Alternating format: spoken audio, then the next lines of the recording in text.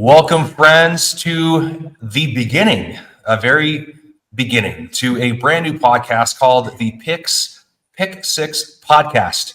I'm here with my friend Drake at Drake's PC, and we are going to talk about the hobby. I'm sure you have never heard of a podcast talking about the hobby before. I think we're probably the millionth podcast out there that was started. I don't know how many are still going, not many. But Drake and I decided to join forces, and both of us have a lot of questions. Usually, we're asking on other podcasts. So we're kind of two people that have come to this conclusion that maybe we should be talking about these questions and debating them ourselves on our own show, because we're always asking other people on these questions. So, Pick 6 Podcast is a name that Drake came up with. So, Drake, I'm excited to do this with you. How you doing, man? Yeah, man, I'm doing great. I'm excited for our first episode. Like you said, one of the things I've learned, really getting back in the hobby the last 5 years is a lot of people were trying to learn and become educated and things like that. But a lot of people are afraid to ask questions because, they feel like they may seem less than or dumb or something like that. So what I did is I started just kind of writing down questions that people would ask of me. And I'm thinking, hey, if somebody else has this question, or if I have a question, then it's likely that other people have same, questions too about stuff. So, and then I found a forum, through the crossover, and I've been on with Brett Stacking Slabs. I've been with you before, like multiple podcasts and channels and things like that. And I've tried to, share the knowledge that I've learned as I've become more educated in the hobby, throughout the last 5 years. And I've, tried to learn through others as well. And so that's why I like to ask questions of different people, because I think, each person brings a unique perspective, and not saying that anybody's right or somebody's better than the other or something like that. But I think the more unique perspectives and opinions you get about certain things, the more educated and knowledgeable that you'll be. No, absolutely. Totally agree. I think that, the discourse on hobby topics is important. It helps everybody. And it's fun to talk about this stuff, right? At the end of the day, it's fun to talk about cards. You are a Drew Brees and Payton Manning collector. I'm a Ken Griffey Jr. collector, and then a little bit of Kobe and David Robinson. But for the most part, we have our PC players that we like to, and we enjoy collecting. And we look for the card, and we have the cards that we enjoy collecting of those players. We like talking about all the different sets from that era. So there's a little bit of overlap between you and I when it comes to the kind of cards we enjoy. But honestly, I think the format, the way we decided we wanted to do this, is we'd have 6 topics that we discuss. And we're going to need your help with those 6 topics. Drake and I will try to come up with the best that we can, but maybe there's some in there that you can come up with, things you'd like to see us discuss. So put those topics in the comments below, and we'll try to add them to the 6 for the Pick 6 that we're going to use to talk weekly.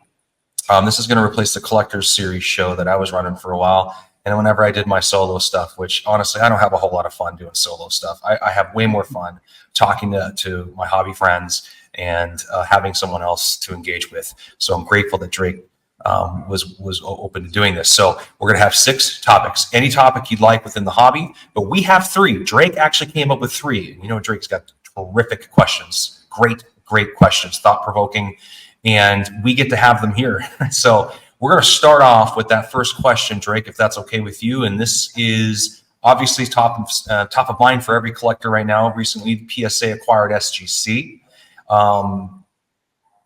Initially, what were your thoughts when you learned that PSA acquired SGC, Drake? Yeah, I would say, like most people, the first word that comes to mind is monopoly, right? And you feel like that competition is always a good thing within the hobby, or really for any business or industry, right? So you're in banking, if there was only one bank, right, it's probably not the best thing, And so that was really the first thing that came to mind. And then the more that you dug into it a little bit, you kind of have to take a step back and realize that it's not really PSA acquiring SGC. It's more collectors who has a brand PSA that's acquiring SGC. And so I think that they're just looking to, build their grading arm of their business, right? Same thing when you look in parallel with a company like Fanatics. Fanatics has recently acquired a site like a PWCC to run the auction business. They're looking to acquire other businesses that helps them become a more well-rounded company in the collectibles industry. And so that's kind of like just kind of my initial thoughts. That's the first thing you say. And then you say, okay, well, they obviously acquired them because they saw a business opportunity or an opportunity to, make some more money or improve something, with SGC or find a way to maximize profits. I mean, that's the reason that any business would acquire another business, is because they see really an opportunity to make money or synergies or things like that. So that's kind of my initial thoughts. Yeah, I think, in my opinion, I think this was a very strategic move, and I don't have any problem with it, honestly. Of course, I'm a PSA fanboy. I enjoy PSA slabs. I feel like the PSA 10 holds the premium, and I don't mind that. I have cards in my collection that reflect that, so obviously I'm biased. But I do think that it was a strategic move for PSA to consolidate, I think, grading talent, in my opinion. I don't believe having SGC as a standalone brand will be a long-term thing. I think that eventually SGC will cease to exist. That's my opinion. I could be wrong, but I believe it will not be a grading company. I think that the talent that's there for vintage will be absorbed, which will only strengthen PSA's vintage offerings, because SGC for right now, let's be honest, they're the leader there. I think they have that reputation. And when you bring that talent, it's talent acquisition really allows any business to thrive. And then when even within industry, within like industry, a lot of times you're acquiring the talent, sometimes the brand, and this is not the brand. This is the talent for a segment for that brand, and that is the vintage market and vintage grading. I believe that's strategically why they bought them. You can see they bought them underneath the threshold for antitrust lawsuits, so they're smart by getting it just below that number where they wouldn't, spark any attention there. But I don't believe it's to have another arm of grading. That makes zero sense. I know people say, well, yeah, there's different, you can see there's conglomerates in automobile industry and in the restaurant business industry and within the grocery industry. That's different, though. I mean, those are commodities. This is grading in the most important piece. The most important aspect of grading is the talent of the graders and the trust for the talent of the graders and the consistency. I believe the better, if you can shore up your talent level and your consistency as a grader, that is your greatest asset. That is what's going to speak for you. That's going to strengthen your brand. That's going to strengthen the trust in your brand, is the better grader. So if they're able to bring on a lot of folks from SGC that are great graders and, woo and coax them to stick around, I think that's going to be the task for PSA. And I think that was the motivation. I could be totally wrong, but that's my assumption, because I don't see, why would you go buy SGC if you just know that PSA owns them? I think the people that just don't like PSA, they're going to know that, and they're not going to want to support SGC. It doesn't really make any sense. I believe that PSA is going to still reign supreme, and now they've just strengthened the greatest asset they have, which is their human capital, their graders, their talent. So that's my thought. Yeah. So just kind of, I guess, some follow-up questions to your points, which I think are good. And a few things to hit on. So if PSA eventually absorbs them and SGC no longer exists, what does that mean for existing SGC slabs, right? Is that a good or a bad thing? If there's, someday no cards are any longer being put into SGC slabs, like we've seen that recently, as with like the HGA slabs, for example, right? That company is essentially dead, if it's not completely dead. And so you've kind of seen that. My other thing is you kind of saw a controversial topic, which was since been deleted, by Darren Rovell, I believe. And he mentioned at one point that, potentially if you had an SGC 9, let's say, then eventually you'd be able to send that to PSA and they'd put it in a PSA 9 holder.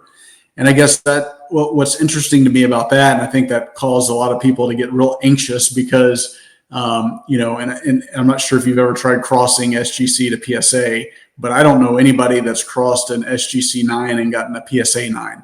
And in some cases, if you have an SGC 10, you cross it to PSA and it's a PSA 9.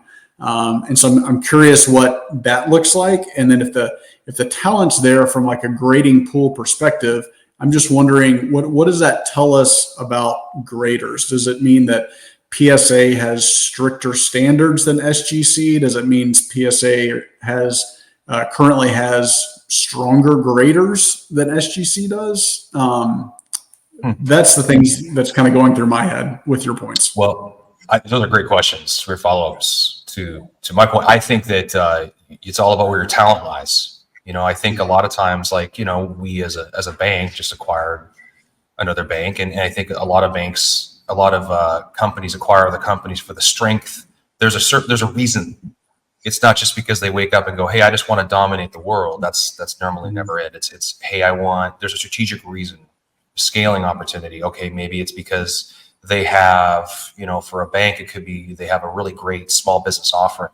I'm not saying that's why we've done anything, but I'm just using it as an example. So we can shore up our small business offering by acquiring all these great talented small business bankers from this other bank when we acquire this bank. Now we can learn what they have to offer, incorporate it into what we do, and become, more competitive in the market with more talented people that understand how to position that product in the market. For bringing it back to grading in SGC and PSA, I think PSA noticed that in the vintage world, they lagged. I mean, I don't know by how much. I don't have any data. This is just, I think common thought, common opinion that, you see a lot of SGC slabs with vintage cards. And if you're PSA, I think the future's bright for vintage cards, not so much the modern and ultra modern, not the 80s. Not even really I'm talking vintage, right?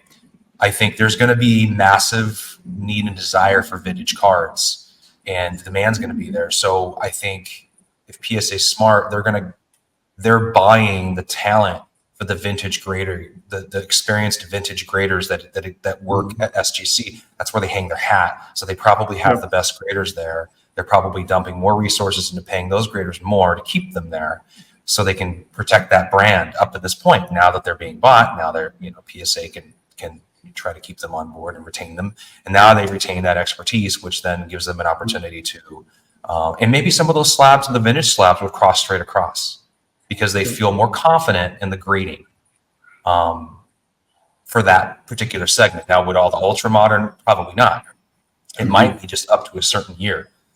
Again, I'm just speculating. I have no clue, but it would make sense for the vintage cards that SGC graded would cross straight across to PSA, because maybe SGC and PSA, if PSA is stricter overall, you'd assume that they would fit into their standards for vintage because of the trust that SGC carries for vintage, because they still sell so well, right? Again, I'm not looking at data to back this whole point up. And it could be wrong, and I guess point it out in the comments if you'd like. But sure. That's my general perspective. Yep.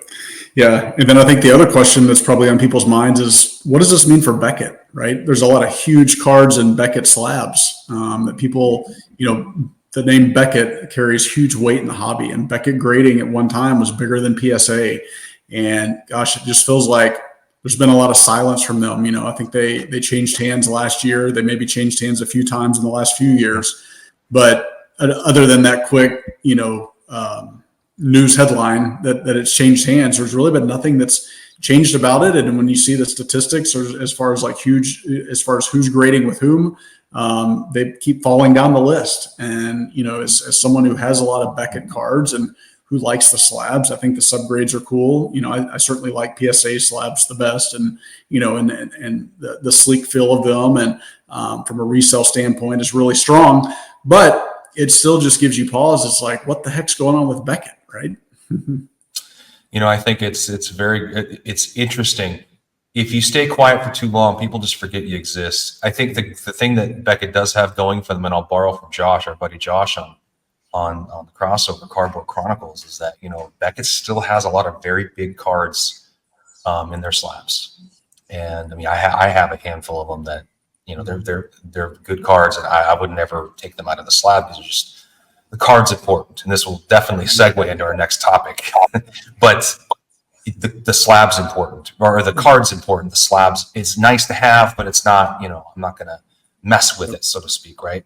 But Beckett has a lot of those cards in their slabs, and so maybe they're leaning into that. I don't know. To me, that seems like a missed opportunity. There's an opportunity for them to go, hey, wait a second. Okay, SGC is more or less going to go away as competition. How do we grab more market share now? Because Beckett does have, if they are the only, I believe they're the only player that could compete with PSA if they really took it seriously. I don't think Fanatics is going to be wanting to get into the grading game. I think they want to stay marketplace and distribution and manufacturing. You don't want to have all of it because that creates a lot of problems with trust and that. I think they're going to steer clear. So I think Beckett's going to, I don't know, they're not taking advantage of the opportunity, in my opinion. Right. So would I buy a new Beckett? Would I grade with Beckett right now? No. Would I buy an important card because it's in a Beckett? Yeah, I'm fine with that. It doesn't matter to me when it comes to that. So provenance of the card is more important than the holder. So that's not going to bother me. But moving forward, I don't see a lot of cards that Beckett care. They're not going to compete with the PSA value. So I don't think the marketplace is going to want them. Yep, agreed. All right, Dennis. So we've kicked the extra point. Time to go for the safety or the short jumper. Basketball, whatever. We're not strictly football. So. Let's do it. Great analogy. That's good. Late 90s rare scarce cards selling for big money. How many? So many of these have been selling for higher than COVID era sales. So is this just why is the money flooding to these cards? Is it sustainable? Is it real, or is it a pump in dump? What do you think, Drake? Gosh, it's a tough question, right? And you kind of led off this episode today talking about that I'm a big fan of Payton, right? And you mentioned you collect several 90s players, so certainly feel free to comment on those. But it's interesting, right? Because I see these auctions of guys like Payton, for example, and I'll use a specific example. His 1998 Contenders Gold, which is out of 25, a PSA 7 sold for this past Sunday in a PWCC weekly auction for over $10,000, $10.2 thousand. The last sale of it was basically cut in half. It was $5,100 back in 2021. And so it kind of gets your gears flowing a little bit, and you're like, wait, in 2021, everything was, it was the COVID boom and everything was going nuts and all this kind of stuff. And it's like, wait, and you had a card that just doubled from that price at auction, and the guy's been retired for 8 years now. Like what's causing that to double all of a sudden on a card that's been around for 98 to 2024 for 26 years, right? And you start looking at it and you say, okay, it's out of 25, so it's numbered. There's some manufactured rarity in that, but it's a PSA 7. It's a Pop 2. There's one higher. So I mean, there's somewhat supply out there, but when you see the scarcity aspect of it, the last public sale of this card in any grade that wasn't signed. So I think 3 or 4 of the copies have an aftermarket signature. It wasn't signed out of the pack. But when you look at that, you're saying, okay, there's, the last sale of this one was actually this PSA 7 copy. And so it kind of speaks to the scarcity aspect of it. But it also makes me question when you go and look back further, you're like, okay, in 2017, this card was a sub $1,000 card. And so it just gives me pause a little bit, because you do see all these people coming out of the woodwork that are considered, hobby experts and hobby legends and this sort of thing. And I'm not saying that in a negative light. I'm just saying these are people that the hobby looks to because they're big 90s collectors and things like that. And it makes me wonder, on a card that's been around for a long time, on a player who's retired, what's causing that to double all of a sudden? Is it more collectors, and so it's that player's more in demand? Is it some kind of a bubble that we're in that's a different kind of bubble than what we saw with the 2021 timeframe? Or is it just the natural trajectory of a card like that? And, in 3 to 5 years from now, maybe that same copy that was 5,000 and then sold for 10,000, maybe, in 3 to 5 years, it comes to auction again and it sells for 15 to 20,000, right? Is that just the trajectory that the card is on? And so those are things that go through my mind as someone who's looking to pick up, cards of a player that I collect. I'm like, wait, is now the time to be buying this? Is it time to be selling some things, or do you just hang on? Very good question, Drake. I think you kind of answered your own question in a way. The way you're talking about these cards, now should I get one? I mean, I don't want to lose out. I don't want to get outpriced on it. I think the FOMO stuff happened back in 20 and 21 and 22, but with all the wrong cards. Mm-hmm. I think now is the time when collectors start seeking the rare, scarce cards. So when you do an inventory on the cards that you own, when you go, okay, you and I remember we talked about this in one of our episodes way back. If you had to just keep 10 cards, if you had to leave in a hurry, what are you taking with you? Those are the cards that matter the most to you. Some of them might not be as scarce. They may have a different nostalgic, tie to you. And there's a reason why you love them. And it doesn't have anything to do with money or pop reports or grade or any of that kind of stuff, scarcity. But I think collectors and people that want to okay, if I'm going to put my money, and this happens a lot too. I was having a conversation with my buddy Rodney this morning about this, because we joke about how we spend money on some of these cards. Yeah, some people can buy a car, they can buy a house, they can buy a new fridge, they can put new flooring in their home, or they can buy, whatever it may be. And all these things are very important. They're critical, and they should be prioritized over a card. That's for sure. Yep. But it's funny because we think about buying a car most of the time, that is a depreciating asset. It just goes down in value, down in value. Where if you spend that same amount of money in a really important Payton Manning card that every Payton Manning collector wants, because there's only 10 of them or 25 of them in any grade, people go, I'll get that. And I'm pretty sure it's going to be worth more later, because the same Manning collectors are still going to want it 5 years from now. They're still going to desire it 5 years from now. I can speak to that with the Griffey community. There are cards that we all love. That doesn't change. We all still want them. And there are some that just never come up for auction very often. You don't see them for sale very often. Sometimes you just have to get them from the buyer or the seller who wants to hold on to them. And you have to pay the price to get it out of their grips, to shake it loose. Those kinds of cards, when you have to do things like that, and when we're talking about cards like that, they're worth the price for a collector, because they know there's 15 other guys that want that same card, and maybe 10 of them just can't do it right now. Maybe 5 of them are vying for it with you, and so you guys drive it up, but those other 10 people still want it. They just can't afford it at that moment. So I think those are a lot of the cards that are being sought after right now. And a lot of the folks are people our age, between 38, 37 years old and 50. That generation loves cards from that era, right? And some of us weren't even collecting during that time, but some people were. And the people that were are obviously feeling pretty good right now if they've collected and kept a lot of these cards. Like those essential credentials now is that Spinotron has all those cards. Yeah, he probably bought them for hardly anything, and now they're worth all this money. And he's only got a couple of the ones that exist, so he can just name his price. If you want it bad enough, you better pay it. That is just natural economics, right? Supply and demand. But the desirability of it is because the group thinks it. It's a group thing, There are some cards that there are not very many of. That Payton Manning, remember the one I bought? Very many of those. It's a Pop 1 PSA 10, but nobody really wants it. I mean, no Payton.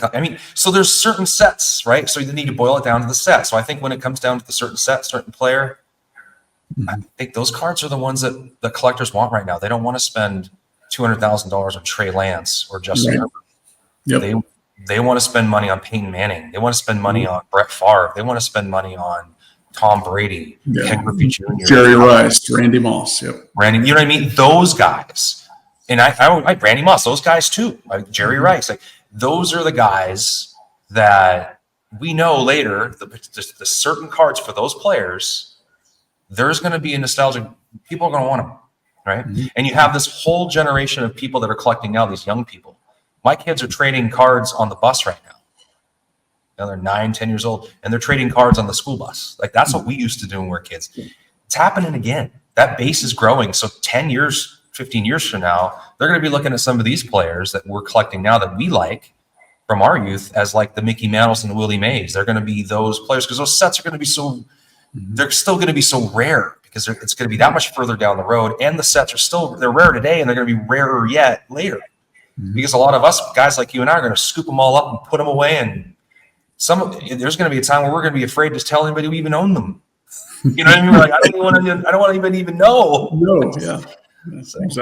Exactly. Yeah. Well, and then the last thing that I'll bring up as it relates to this topic is just something that's on my mind is, I remember when that Payton card sold for $5,000 back in 2021. And I, in hindsight, I wish I would have gotten it, but I was in a phase of my collecting where $5,000 for a card seemed crazy. Right. Yeah. And so it makes me think now, it's like, okay, if I didn't buy it for $5,000, what would make me consider it now getting close to $10,000, right? Is it just my confidence in the hobby is that much greater? Certainly I'm not that much more flush with cash now. I didn't win the lottery. I don't have a money tree or something like that. So it's interesting how, the longer that you're in the hobby or whether, if it's sports cards or something else, typically your confidence grows to where, you're nervous to spend $100 and then that $500 mark and then the $1,000 mark, and then so on and so forth. It's just interesting that changes, but it is something that gives me a little bit of pause. Sometimes it's like, if people weren't willing to spend this, 2 years, 1 year ago, 2 years ago, 3 years ago, what's causing them to be so excited that they want to spend double today? Right. It is interesting. I think that's important. It's a very important topic we're bringing up here too. Now, people that want to do all that, that's great. Do it. If you have the wherewithal to do it, great. Hopefully you're being responsible in doing it. That's not all of us. It's not me. It's not all of us. I try to have like maybe 2 or 3 big cards, and I'm happy with that. I'm not going to have 30 of them, 40 of them. That's not going to happen. I have 4 young children, and I have to take care of my family. It's not going to happen. But I'll be grateful for what I got. And I took a lot of cards and I colored up into just a handful of really good ones, and I'm grateful to have them. I think there's all different types of way to collect. And I think that people need to find their lane and what they enjoy doing and feel comfortable doing and can afford doing.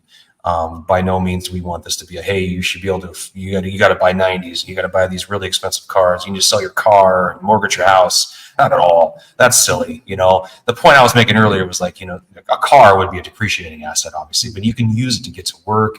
Kids can use it to get to school. There's a value to that that's beyond just what the car is worth. So there's so many things to add to that. But yeah, you're right. There has been a lot of money spent in that space. Michael Jordan cards are going up. Who's buying? But it's not the Michael Jordan cards going up aren't 1990 Fleer like it was, right? They're not those cards. They're the cards that the collectors want, right? So they're scarce, yep. The scarce ones. So can you get that in second, third, fourth tier? Cajun Cardboard has this really cool tier video. Go down to that third tier and get a really cool card down there. That's that. Get a lower grade card down there that's not too expensive, but it's something that's like a little more scarce if that's what you're trying to do. You don't have to go buy the big, huge card and just to tell everybody on Instagram you have it. We love sharing our cards on Instagram. It's a dopamine rush, right? Love it. But not at the sake of struggling a little bit, right? So, yeah, very good points. I don't think it's a pump and dump at all, because I think if you're spending that kind of money on something like that, and there's a handful of people going for it, I don't think, maybe 10 years down the road they want to sell it, but that's a long time. We all change our minds like every other week. I'm going to keep this forever. Like 3 weeks later, I really want this card now. Or it's like 3 weeks later, a really, really cool card we didn't know was going to come available. And that's what I always joke around with people. It's like, I wish I just would stop and wait and let something come available instead of buying this now. But that's never going to happen. We're collectors. We love buying cards. It's what we do. It's part of our DNA. We love it. That makes it fun. If you just sat around like, I'm not going to buy a card. I'm going to buy 1 card this year. If you can do that, awesome. Good for you. That's really cool. I can't. Yep. No, same here. And that's one thing that I joke with like Josh and Chris about, because they would talk about, and this year I know that they bought more cards, but I remember, 2022, they'd be like, yeah, I just bought 3 cards this year. And I'm like, how? I bought 3 last week, It's just, They might have It's bought like tough. 3 big cards, Drake. I mean, with the kind of money they're spending, maybe they're Well, spending more that's money on them, right? Yeah. very true. But 3 is a great segue. So let's bring it home. Let's bring it home. Bring it home. Okay. So the third pick is differing fees from vaulting and fulfillment amongst PWCC, Golden, and eBay. Which model do you prefer and why? Drake, what do you think? Oh gosh. So just kind of, if people don't know, I'll kind of give a brief overview, kind of 30 second, probably take a minute. Go ahead. Do it, But please. so PWCC, if you vault your cards, they're based in Oregon. And so a lot of people take advantage of that because, if you don't want to buy a card and ship it directly to you, then you don't have to pay sales tax right at the time of purchase. Now, you do need to keep accounting for that. And I know it's tax time and things like that. So make sure that, that you're reporting your sales tax appropriately.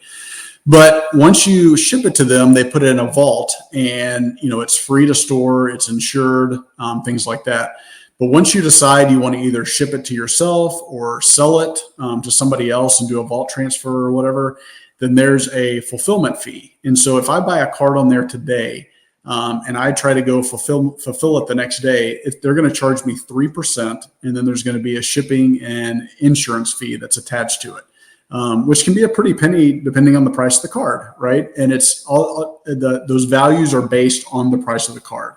Now, after 90 days, then that fee goes down to 1%, but you still have the shipping and the insurance value based on the price of the card. Now, with eBay, they also have a vault, and if it's a graded card, you can choose to send that to the vault. And I believe their top fee is $50, and so I think anything that's over $1,000. The maximum you'll pay is $50, and there's no fulfillment fee or like vaulting fee or something like that. That's just kind of their flat fee for shipping and insurance. So the most you're going to pay if your car is $1,000 or if it's $10,000 is $50. Now with Golden, they have a similar type vault, and essentially with them, it's kind of interesting. You can buy it, and say you buy a card today and you want to ship it to yourself tomorrow. It's like a $5 fulfillment fee, doesn't matter the value of the card, and it's like $1 shipping fee. And if you wait 90 days, it's just $1 to ship it to you. And so it's one of those things where I think I'm like, these are somewhat similar, obviously different size businesses and things like that. But I'm like, why does each have such differing fees? And you look at Golden, they're probably the least expensive. And then you look at eBay, right? They're a huge company. They probably don't want to deal with the vaulting aspect as much. And so there's just that flat fee.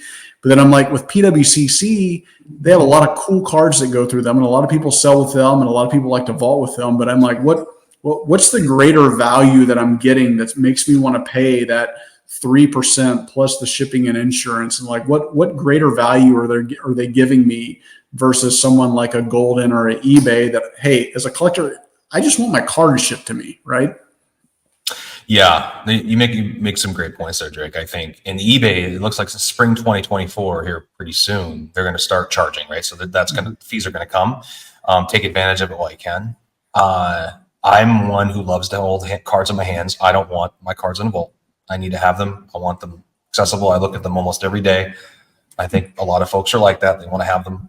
But with that being said, I do feel like there's a ways to take advantage of that. Like when you buy with PWCC, if you vault the card versus paying on the spot, you save sales tax. That's a considerable amount of money if you're buying a bigger card, or just any card, really. You're saving money.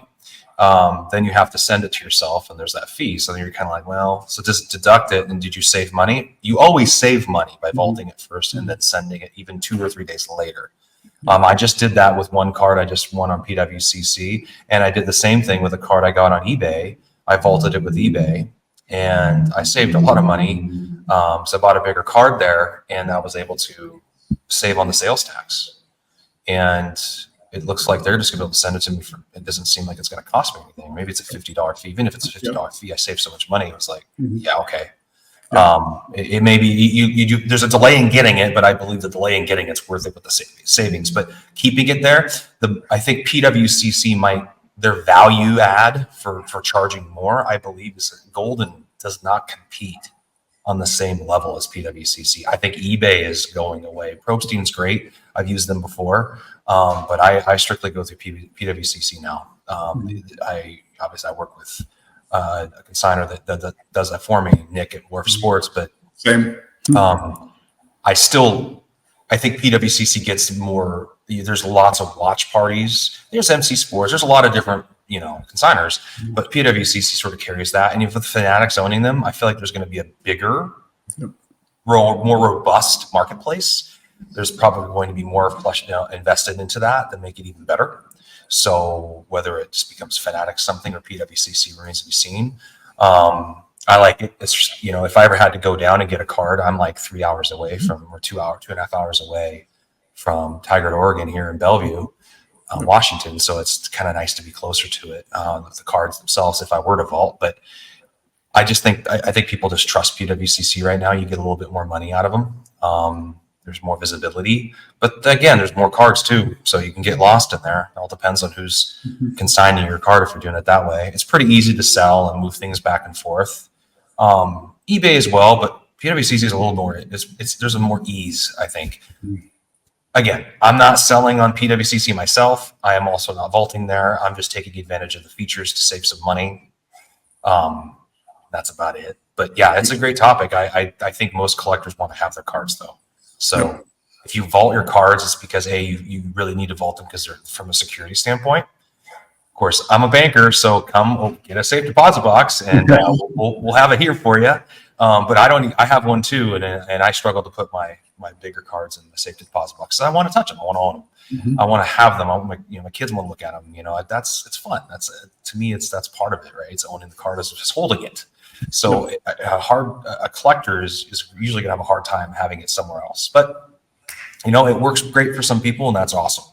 Yep. Agreed. Well, and the one thing that I think that's really fun with vaulting, right, is you can vault some cards, and say you're on a dry spell and there's not a card you want, pick up or whatever, you just go there and you say ship from the vault, and then you get that same excitement again waiting on the mail day, right? And then the card shows up and you get to pop open the package, and it's that same dopamine rush that you got when you won the auction. And so because sometimes that whole process can happen real quick, like, right, you win an auction, then you get the card like 3 days later, and it's like boom.